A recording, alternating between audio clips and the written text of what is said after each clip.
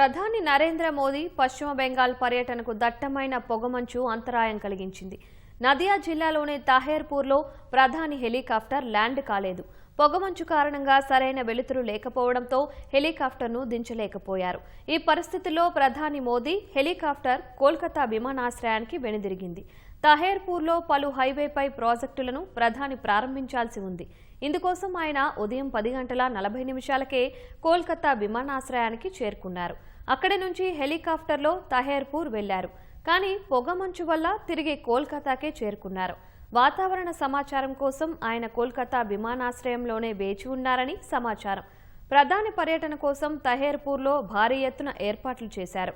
Highway ప్రాజెక్టులను ప్రారంభించిన తరువాత బీజేపీ నిర్వహించనున్న పరివర్తన్ సంకల్ప సభలోనూ మోదీ పాల్గొనాల్సి ఉంది. ఈ మేరకు పెద్ద సంఖ్యలో కార్యకర్తలు ప్రధాని కోసం సభ ప్రాంగణంలో వేచి చూస్తున్నారు.